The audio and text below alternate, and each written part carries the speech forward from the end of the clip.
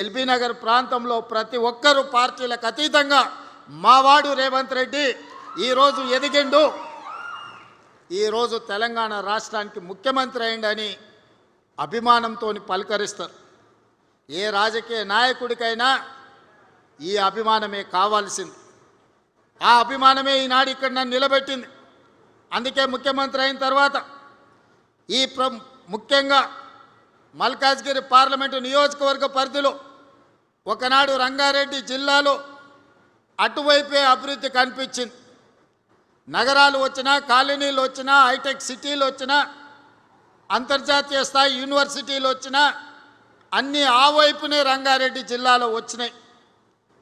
నగరానికి కూతవేటు దూరంలో ఉన్న మన ఎల్బీ నగర్ కావచ్చు, బిఎన్ రెడ్డి నగర్ కావచ్చు, వనస్థలిపురం కావచ్చు, హయత్ నగర్ కావచ్చు, లేకపోతే గుర్రంగూడ కావచ్చు, బైరామల్గూడ కావచ్చు, సాహెబ్ నగర్ కావచ్చు, ఈ ప్రాంతం హైదరాబాద్కు అతి సమీపమైన ప్రాంతం.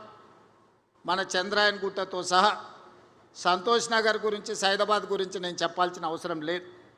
ఏ రోజు ఈ ప్రాంతం అభివృద్ధి అంటే ఎవరికి పట్టలే. దీని ఓల్డ్ సిటీ అనో లేకపోతే చిన్న చిన్న మారుమూల గ్రామాలను వదిలేసిండ్రు. ఏ రోజు కూడా ఇక్కడ నిధులు ఇచ్చాలన్న ఆలోచన చేయలే. మన ఓట్లతో గెలిచేది, కానీ అభివృద్ధి ఇంకొక వైపున జరిగేది.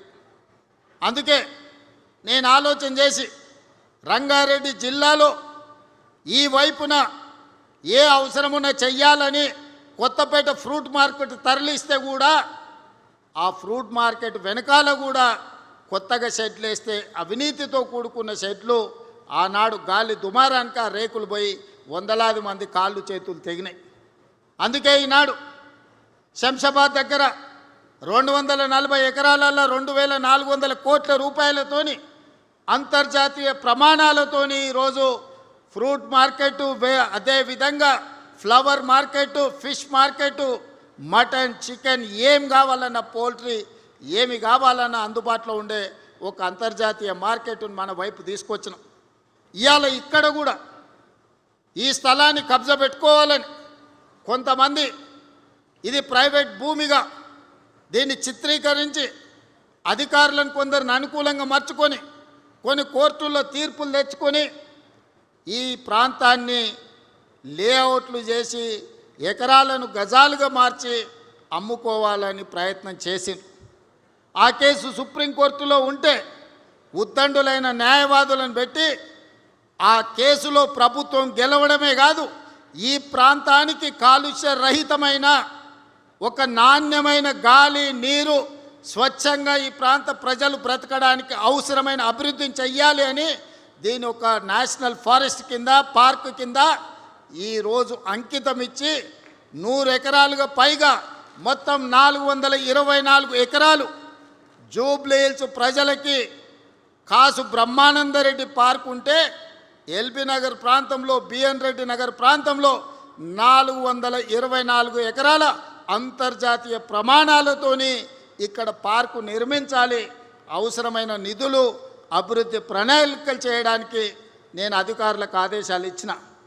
ఆదేశాలు ఇవ్వడమే కాదు, నేనే స్వయంగా వస్తా, అభివృద్ధి పనులను చేపట్టండి. అభివృద్ధి చేసే క్రమంలో ఆనాడు ఈ ఫారెస్టులో నుంచి కాలనీలకు వచ్చే వర్షపు నీరు, మురుగునీరు వెళ్ళడానికి ప్రణాళిక లేకపోతే వాళ్ళకు కూడా ఆదేశాలు ఇచ్చి ఏ కాలనీలో ఎంత పెద్ద వర్షం వచ్చినా ఏ చెరువు కానీ, ఏ కుంట కానీ, ఏ నాల కానీ ఎవరు ఆక్రమించొద్దు, ఏ కాలనీల నీళ్లు నిలవద్దు. కష్టపడి సంపాదించుకున్న ఆస్తి, టీవీలు కావచ్చు, ఫ్రిడ్జులు కావచ్చు, మంచాలు కావచ్చు, పిల్లలు చదువుకునే పుస్తకాలు కావచ్చు, వాళ్ళ సర్టిఫికెట్లు కావచ్చు, నీళ్ళలో తడవద్దు, ఏ పేదవాడి ఇబ్బంది రావద్దు అని ఈరోజు ఆ నీళ్లు కూడా స్వేచ్ఛగా వెళ్ళేటట్లు ఏర్పాట్లు చేయమని చెప్పిన. ఆనాడు వర్షాలలో సరూర్ నగర్ చెరువు ప్రాంతంలో బస్తీలే మునిగిపోయినాయి. జీవితకాలం కష్టపడి సంపాదించుకుందంతా నీళ్ళలో కలిసిపోయినాయి. అందుకే ఈనాడు ఆ కష్టాలు ఉండొద్దు, ఆ కష్టాలకు కారణమైన కబ్జాదారుల కోరలను పీకాలని ఈనాడు హైడ్రా సంస్థను తీసుకొచ్చినాం. దాన్ని ఒక భూతంగా చూపించే ప్రయత్నం చేస్తున్నారు. ఈడ మా అక్కలు చాలామంది మధ్యతరగతి దిగువ తరగతి పేదవాళ్ళు ఉన్నారు. ఎవరిల్లన్నా హైడ్రా కూలగొట్టడానికి వచ్చిందా ఒకసారి ఆలోచన చేయండి. ఎవరు సొంత స్థలంలో ఎవరి ఇల్లు వాళ్ళు కట్టుకుంటే హైడ్రా ఎవరి జోలికి పోదు.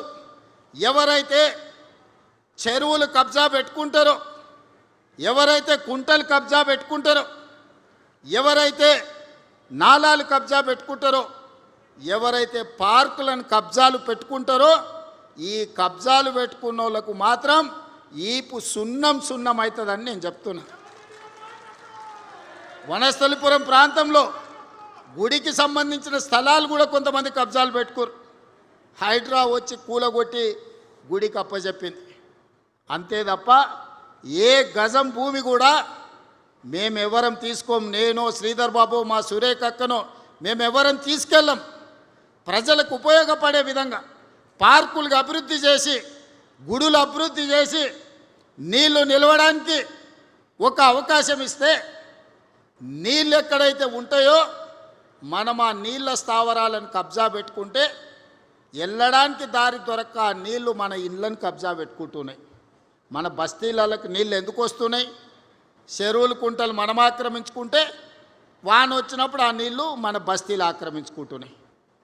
కొద్దిమంది కబ్జా చేసుకుంటే వేలాది కుటుంబాలు ఈరోజు నష్టాన్ని భరించాల్సి వస్తున్నాయి, కష్టాలను ఎదుర్కోవాల్సి వస్తున్నాయి. ఈనాడు మన సమస్యకు, మన బస్తీలు నీళ్ళలో మునగడానికి, మన కాలనీలలో నీళ్లు అట్లనే ఉండడానికి కారణం కొంతమంది కబ్జా రాయిలు కబ్జా పెట్టుకోవడమే. ఆ కబ్జాలు పెట్టేటోళ్ళు ఎవరైనా సరే, ఎంత వారైనా సరే ఈ ప్రభుత్వం వదలదు అని చెప్పి ఈనాడు నేను స్పష్టంగా చెప్పదలుచుకున్నా. అదేవిధంగా ఈనాడు ఢిల్లీ నగరం చూసినాం, ముంబై చూసినాం, బెంగళూరు చూసినాం. ఢిల్లీలో దేశ ప్రధానమంత్రి నరేంద్ర మోడీ ఉంటాడు, భారతదేశ రాష్ట్రపతి అక్కడనే ఉంటారు, సుప్రీంకోర్టు చీఫ్ జస్టిస్ అక్కడనే ఉంటాడు. పెద్ద పెద్ద యూనివర్సిటీలు కోట్లాది రూపాయలు సంపాదించిన పెట్టుబడిదారులు ఢిల్లీలోనే ఉంటారు. కానీ ఆ ఢిల్లీ నగరం కాలుష్యం, గాలి విషం, నీరు విషం, అక్కడ నివసించలేని పరిస్థితి, ఇంట్లోకి వెళ్ళి బయటకు వెళ్ళలేని పరిస్థితి, పాఠశాలలు బందు, పార్లమెంటు బందు, రోడ్లు బందు, పరిశ్రమలు బందు, హోటళ్ళు బందు. ఎందుకు వచ్చింది ఈ పరిస్థితి ఢిల్లీకి? అక్కడ పాలకులు పట్టించుకోకపోవడం, పాలకులు కాలుష్యాన్ని నియంత్రించకపోవడం వల్ల ఇవాళ ఢిల్లీ నగరానికి ఆ పరిస్థితి దాపురించింది. ప్రధానమంత్రి గారు కూడా ఏమి చేయలేని పరిస్థితి. ముంబైలో వర్షం వస్తే 24 గంటలు ఇంట్లోకి వెళ్ళలేని పరిస్థితి. బెంగళూరులో ఇంట్లో నుంచి బయటకు వస్తే ఎయిర్పోర్ట్ పోవాలంటే ఎప్పుడు పోతాడో, విమానం ఉంటుందా ఎగిరిపోతుందా తెలియని పరిస్థితి. అందుకే ఈనాడు మన నగరానికి ఆ పరిస్థితి రావద్దు. ఈనాడు మన నగరాన్ని గొప్ప నగరంగా, విశ్వ నగరంగా తీర్చిదిద్దుకోవాలి, అంతర్జాతీయ ప్రమాణాలతో అభివృద్ధి చేసుకోవాలనే ఒక గొప్ప లక్ష్యంతో ఈనాడు మూసీ నది పునరుజ్జీవన కార్యక్రమాన్ని పెట్టుకున్నాం.